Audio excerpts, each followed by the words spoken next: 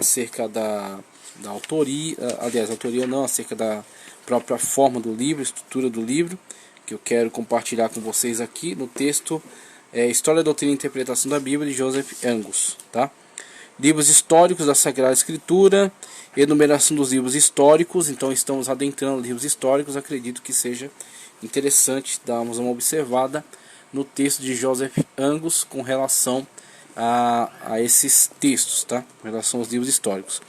Os livros históricos da Escritura, desde Josué até Neemias, contêm a história do povo hebreu e da igreja judaica desde que pela primeira vez se estabeleceram os israelitas na terra de Canaã até a sua volta do cativeiro babilônico, tá? Os livros em nossa Bíblia são 12, mas os judeus os consideram apenas 6, unindo para formar um só o livro de Ruth com o dos Juízes, o de Neemias com o de Esdras, primeiro e segundo livros de Samuel, o primeiro e segundo livro de Reis, o primeiro e segundo livro de Crônicas, os livros de Josué, dos Juízes, de Samuel e dos Reis são contados pelos judeus entre os dos profetas e denominados os primitivos, ou profetas anteriores, sendo ainda hoje assim incluídos nas Bíblias hebraicas, como eu já havia explicado, a estrutura da Bíblia hebraica é diferente da nossa. Mas como o Pentateuco e os profetas posteriores são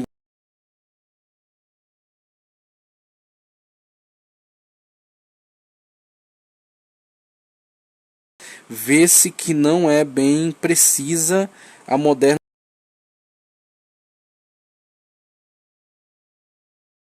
classificação de livros históricos, sendo simplesmente adotada essa distinção geral por conveniência, ok? Sua inspiração, somente aqui vamos fazer essa leitura desse trecho e partir para a própria revista, tá?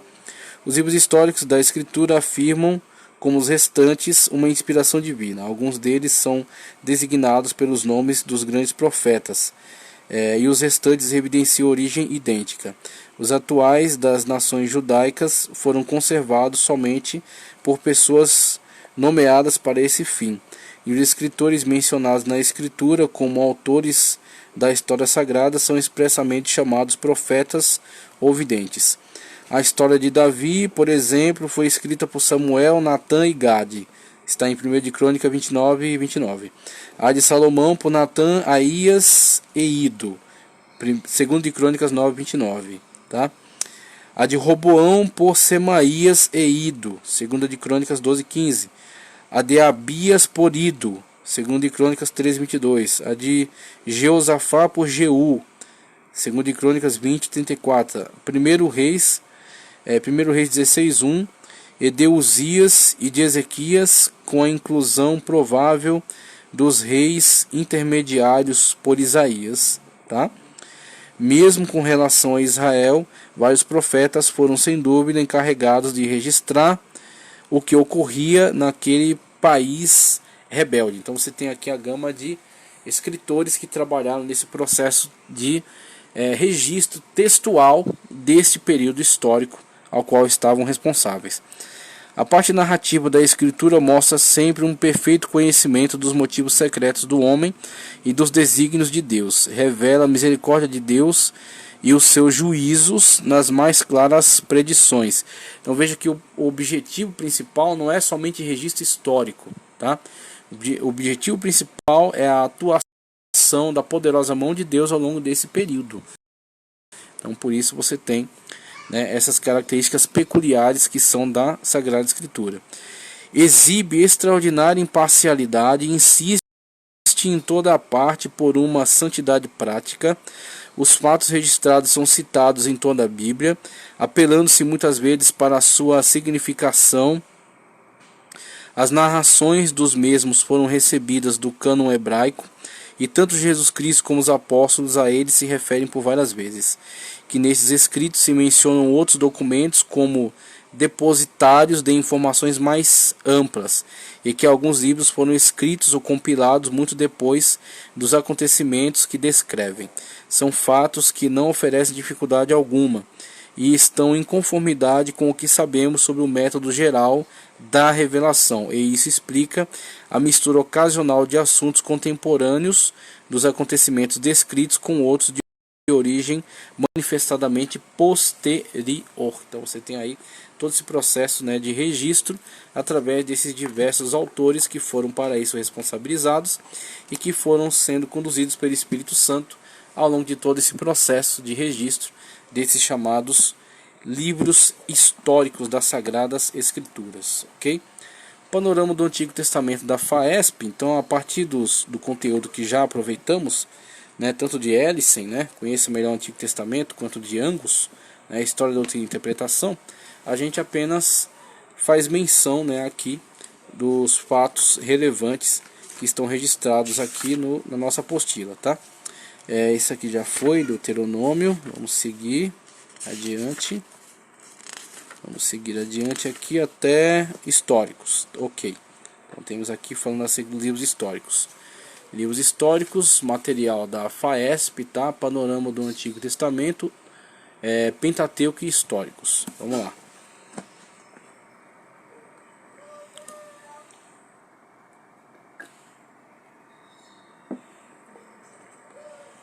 Os livros históricos, estou na página 77, ok? Estou na página 77.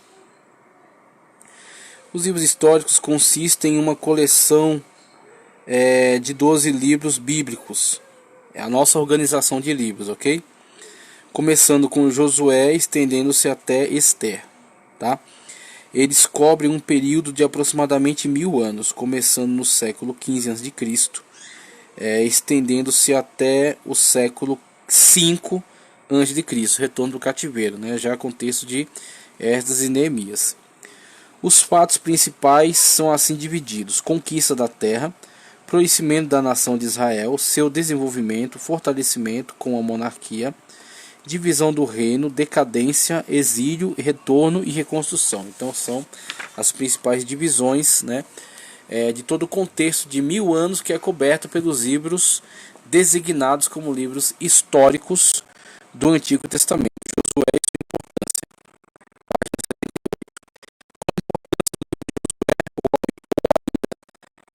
De que forma ele pode contribuir conosco nos dias atuais, que acontecimentos são significativos e de grande relevância não somente para Israel, mas a Igreja de Cristo também no momento de transição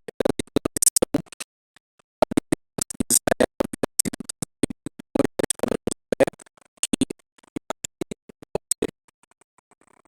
no lugar de Josué, né? Josué, que era chamado de Oséias anteriormente, auxiliar de Moisés desde cedo, tá? E ao longo da peregrinação, vendo, né, todo o esforço, todo o empenho desse grande líder, ok? Chegando até as campinas de Moabe, e agora ficando claro que ele não adentrará, ele não estará envolvido na campanha de conquista.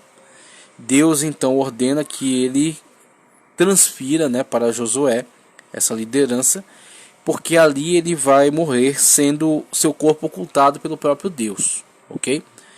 Então você tem agora Josué sendo incumbido dessa responsabilidade. Um sinal, uma marca, um milagre que foi autenticador dessa liderança de Josué em relação ao povo foi a travessia do rio Jordão, tá? Na qual as águas se detiveram ao norte, se acumulando, né? Se detiveram ao norte, ali represadas, acumulando-se, secando o leito do rio. Eles atravessaram, né? Então atravessaram ali todo o povo, o sacerdócio, né? Ao atravessar o último indivíduo de Israel, as águas retomam seu curso. Antes disso, ordenando Josué que fossem capturadas pedras do fundo, né, do leito do rio, e fossem empilhadas na margem do outro lado, servindo como memorial, tá certo? Para aquele grande milagre da parte de Deus.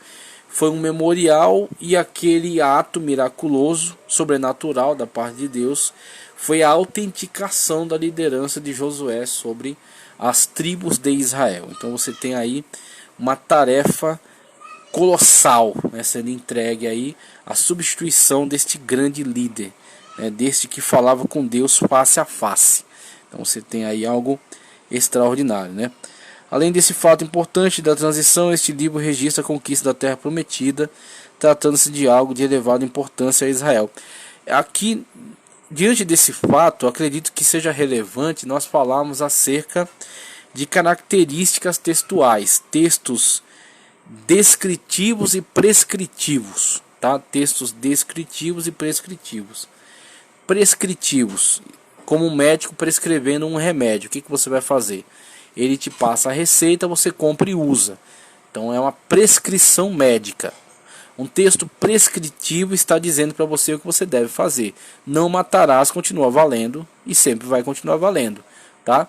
Não terás outros deuses diante de mim. Está prescrevendo para você algo. Você não deve ter outros deuses. Você não deve ter imagem de escultura. Você não deve cobiçar a mulher do próximo, ok? Então são prescritivos. Agora existem textos descritivos. Onde colocar a planta do teu pé será teu. Esse é um texto descritivo. Está descrevendo as promessas que estão se cumprindo, tendo sido feitas primeiramente a Abraão, que Deus a ele prometeu que possuiriam a sua descendência, possuiria toda aquela terra. Partiram posteriormente, na época de Jacó, para o Egito, sendo primeiro recepcionados como convidados, depois sendo submetidos a uma abjeta escravidão com intenção de eliminação. Então, aquilo que Hitler vai tentar lá no futuro, o faraó tentou lá no passado.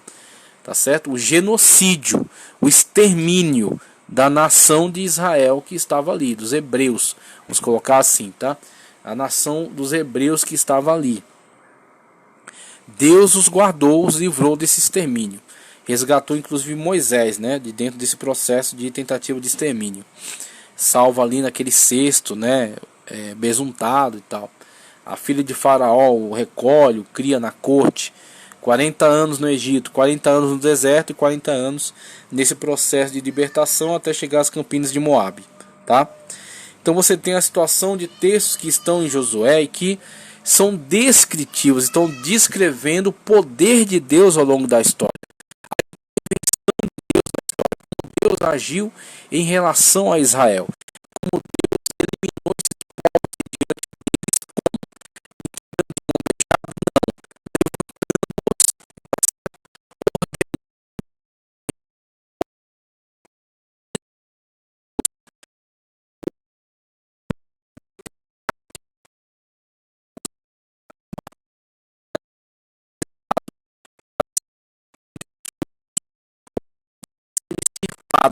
da face da terra. Só quem poderia dar essa ordem é toda a vida. Toda a vida a ele. Ao longo de muito tempo foram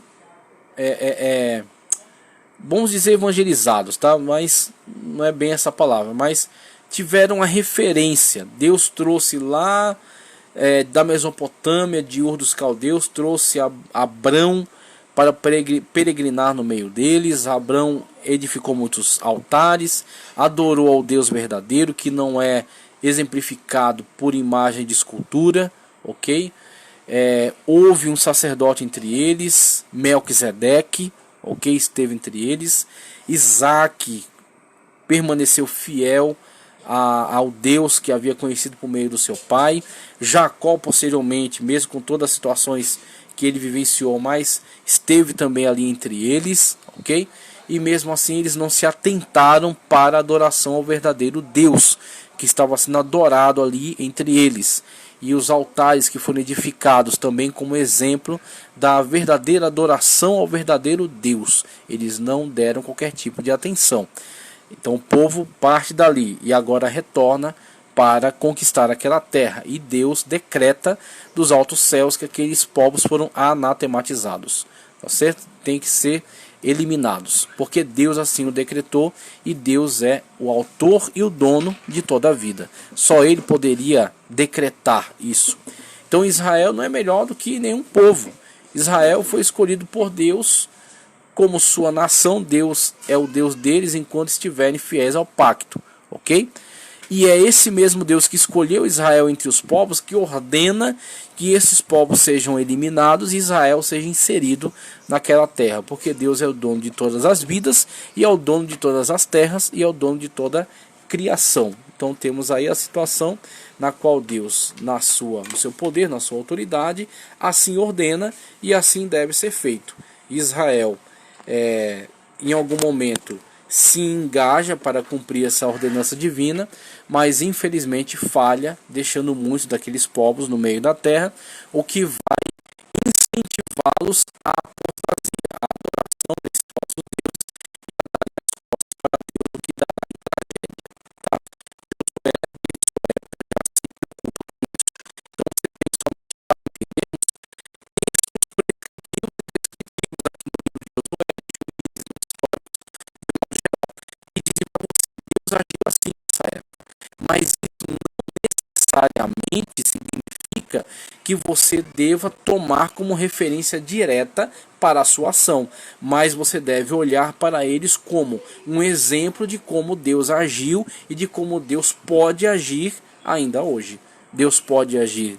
Deus é o mesmo Deus, continua com o mesmo poder, seu braço não encolheu, seu ouvido não está mouco, seus olhos não estão cegos. Ele é o mesmo ontem, hoje e será eternamente. Então é o mesmo Deus que colocou Israel na terra de Canaã, e é o mesmo Deus que continua sendo adorado por nós ainda hoje.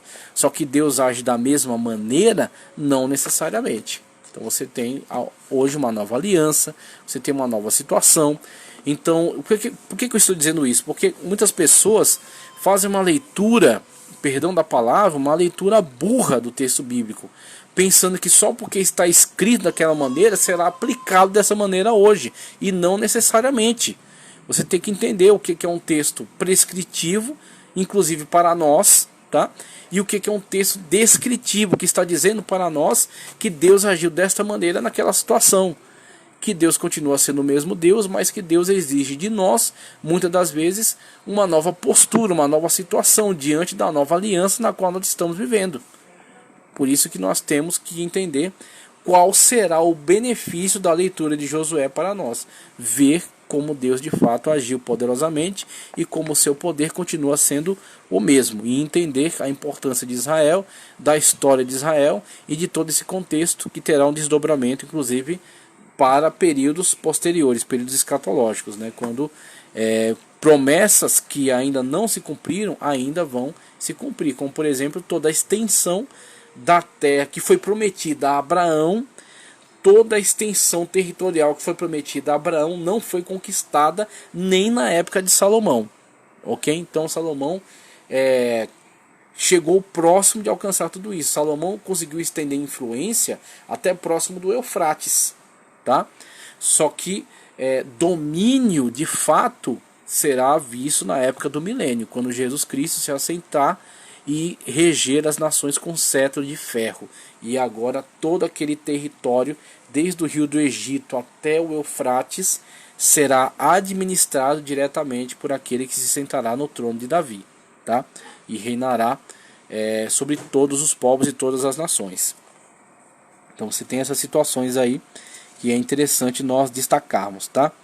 O tema a respeito da mensagem que esse livro transmite, ou seja, o seu tema pode ser melhor identificado e compreendido ao considerarmos o que o poder nos expõe acerca da presença direta de Deus em todo o livro de Josué, se colocando no seu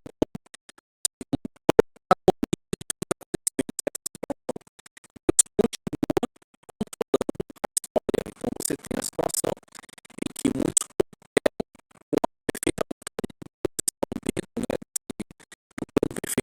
e outros se opõem a Deus, mas mesmo os que se opõem a Deus participam também dos planos de Deus, né? Ninguém consegue frustrar a vontade soberana de Deus. O livro de Josué nos aponta muito para isso. A autoria desse livro tem sido o ponto mais complexo em sua abordagem. Há grandes controvérsias em torno de quem escreveu. Diante da falta de consenso por parte de muitos, é preciso que nos apeguemos ao que a tradição cristã tem ensinado ao longo dos anos, e nesse caso a autoria é dedicada a Josué, a afirmação que precisa de um esclarecimento importante, como defende Ellison. E aí vimos, né? Ellison sugere a autoria de Josué com auxílio de algum cronista que insere o final da narrativa, tá? Então você tem aí alguns que são apontados como ajudantes nesse processo. Portanto, seguindo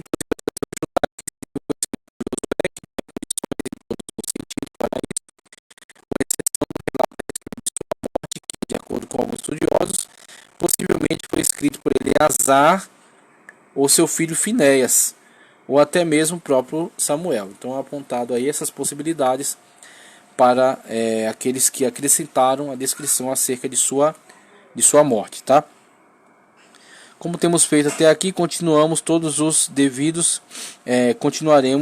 os devidos cuidados na abordagem sobre a data de autoria do livro bíblico. No que diz respeito ao livro de Josué, algumas coisas devem ficar bem claras. E aí, primeiro, ele foi escrito antes que a monarquia fosse estabelecida em Israel. 2. Quando foi escrito, Raabe encontrava-se viva. 6:25.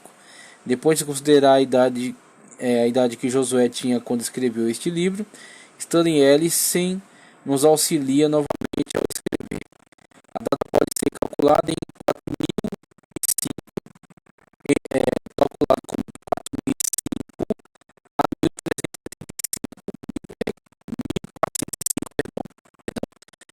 1405 a 1375 a.C., adicionando-se, olha só o cálculo que ele faz, adicionando-se aos 480 anos de 1º de Reis 6:1, então essa data é mencionada, esse marco histórico é mencionado em 1º de Reis 6:1, ao ano de 965, começo da construção do templo. Então esse 965, inclusive, é um ajustamento histórico. Você tem a comparação com outros marcos históricos externos, a construção do templo, tá, com outros marcos históricos que podem ser verificados pela historiografia de modo geral. Começo da construção do templo e subtraindo-se os 40 anos de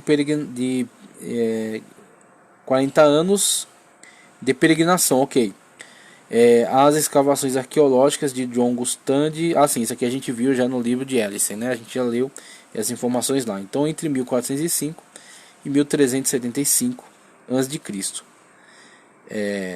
O objetivo é de fundamental importância que lancemos um olhar para o objetivo com que este livro foi escrito, e o faremos numa dupla divisão: objetivo histórico e objetivo teológico. Então, o objetivo histórico, a narrativa acerca de todo aquele processo, né, de entrada e conquista com aquelas campanhas que entram a partir de Jericó, transitam para o sul,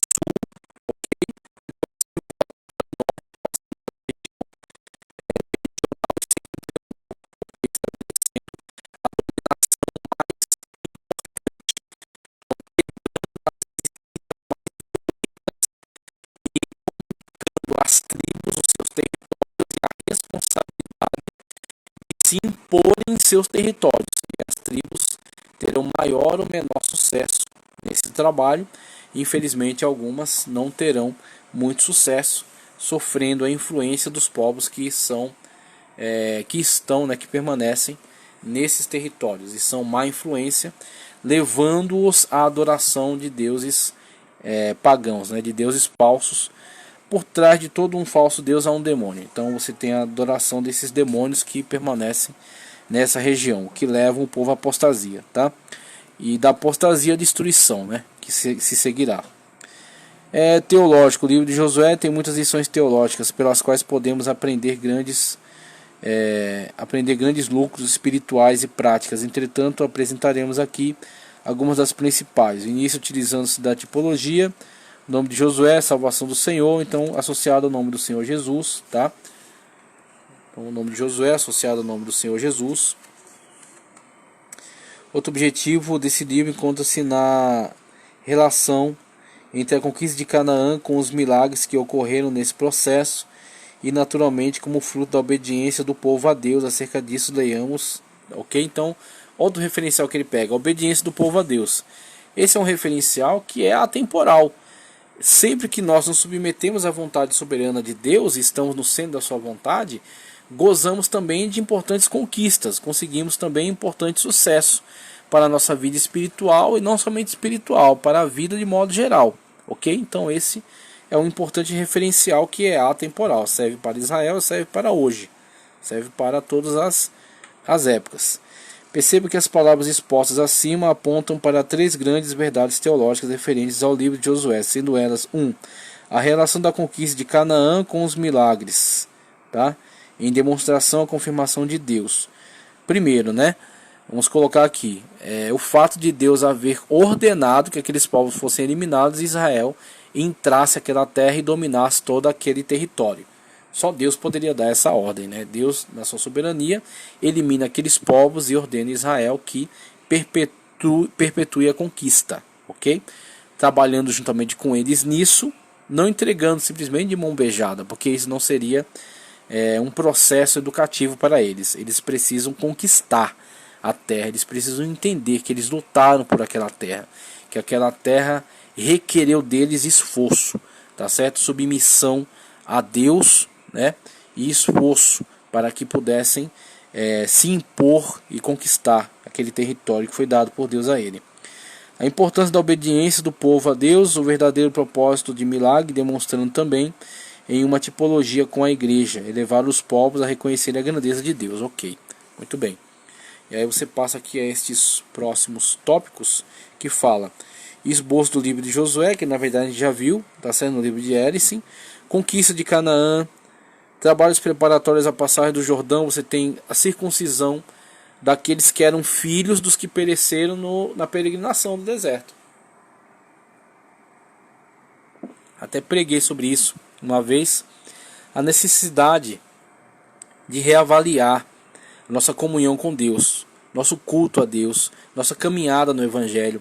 Então você pode pegar como referência. Josué faz isso. Estamos nas campinas de Moab, Jericó está diante de nós, mandamos os espias. Deus é conosco. Você vai avaliar qual é a situação do povo diante do seu Deus. Então você tem que celebrar a Páscoa. Então Pessach foi celebrado no Egito. Agora você vai celebrar o Pessach.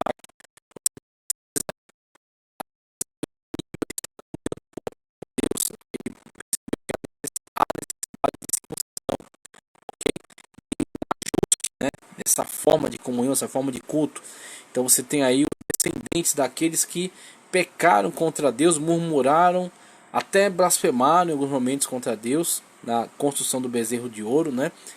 E foram punidos gravemente por Deus, tendo perecido no deserto, mas por outro lado, no seu ato de graça, de misericórdia, Deus se comprometeu a que seus filhos adentrassem a terra, ok? Então você tem um alto sacrifício por parte daqueles que aceitam a sentença divina e entendem que a terra não será deles, mas será de seus descendentes, será de seus filhos. Então isso é extraordinário. E esses filhos têm que ser agora preparados, e a preparação não é apenas técnicas militares, porque por mais técnicas militares que tivessem, nada seria suficiente diante de uma cidade que estava entrincheirada, com altas muralhas preparadas para o que vier, que já combatiam outras nações que a assediavam já há muito tempo, a cidade milenar de Jericó, ok?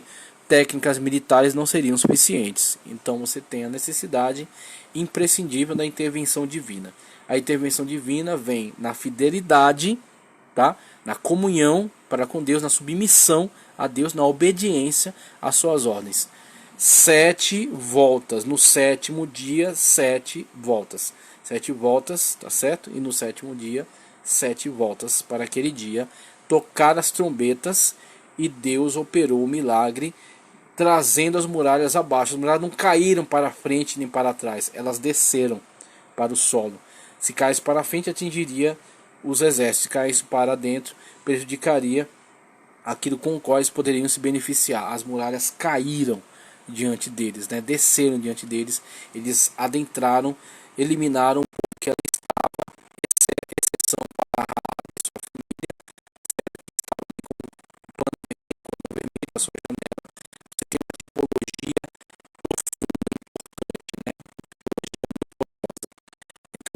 árabe que está inclusive na genealogia de Jesus, ok? Então você tem pontos referenciais, são textos descritivos daquele evento, mas eles têm importantes referenciais tipológicos para nós, tá? Trabalhos preparatórios, tomada de Jericó e de Ai, confirmação do pacto no Monte Ebal, tá certo? E o tratado dos Gabaonitas, né, ou Gibeonitas. Com esta situação você vê a queda de Jericó, obediência. Com Ai, autoconfiança. A autoconfiança levou à queda. O pecado escondido de Acã, as consequências, graves consequências disso. E a perda também para Israel, com eles batendo em retirada diante de um pequeno exército da cidade de Ai. Mas a restituição da comunhão com Deus e a estratégia empregada por Josué.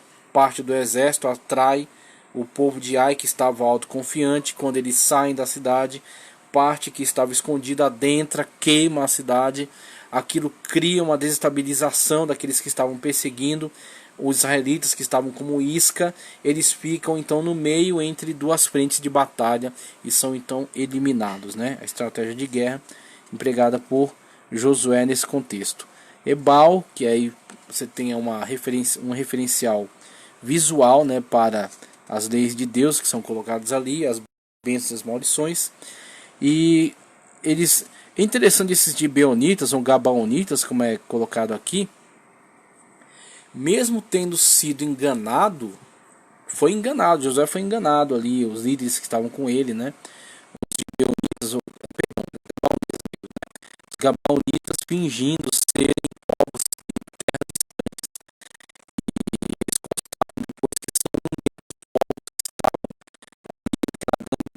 deveriam ser eliminados. Ele havia entregado a sua palavra, ele havia dado a sua palavra como garantia. Então a palavra do homem de Deus não pode cair por terra. Ele emprega ali a sua palavra e ele se responsabiliza por essa palavra, por esse acordo. Eles ficam ali então sendo tiradores de água e rachadores de lenha, ocupando posições subalternas, né? Mas tem a sua vida preservada. Usaram então desse estratagema, né? Dessa esperteza, ok? Campanhas ao norte e ao sul, ok? Relação sumária das conquistas, distribuição da terra. Josué rebate a terra com as tribos, né, do leste do Jordão e do oeste, ó.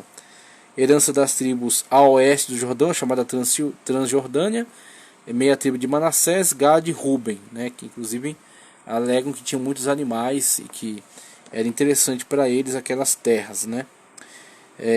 Acerca dos levitas, ênfase e resumo da fidelidade a Deus, despedida e morte de Josué, né, interessante a importante mensagem, né, que Josué comunica, né, a sua referência como líder.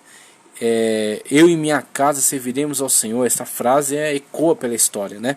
Eu e minha casa serviremos ao Senhor. Então você tem aquela estrutura familiar, o patriarca da família, né, a sua autoridade sobre a família. Então tudo isso precisa ser entendido dentro do contexto, viu? Então você tem a situação na qual havia, né, esse entendimento, né, dentro do contexto de Josué, em que a decisão de Josué era automaticamente a decisão válida para toda a sua casa, toda a sua família, tá? Então você tem aí a sua família que está debaixo desta autoridade, tá? Então ele diz: eu e minha casa serviremos ao Senhor. Ele diz isso com toda a propriedade dentro do seu contexto. Os auxiliares do leste do Jordão são liberados, tá? A despedida de Josué por meio de um discurso, tá? Então você tem aí sepultamento de Josué, conforme já esclarecido, outros autores, outros escritores contribuindo, colaborando com essa descrição, ok? Na conclusão desse livro, somos colocados diante do sepultamento de Josué, o sepultamento dos ossos de José. Olha aí, o José havia já em terras egípcias ainda requerido dos seus irmãos que seus ossos fossem levados dali, quando Deus os fizesse subir daquela terra de volta em demanda da terra de Canaã. Você vê características proféticas, né, de José, como ele requer que seus ossos sejam dali levados e enterrados na terra de Canaã, ok? Na terra de Israel. E o sepultamento do corpo de Eleazar, 24:33. Então, nessa aula abordamos o importante, a importante introdução aos históricos, entendimento, tá? Desse grupo de livros, dos históricos, ou profetas anteriores, conforme a Tanar, dos hebreus, e mais especificamente o livro de Josué. Para não me estender muito, não ficar uma aula tão grande, vamos na próxima aula abordar o livro de Juízes e assim tentamos prosseguir.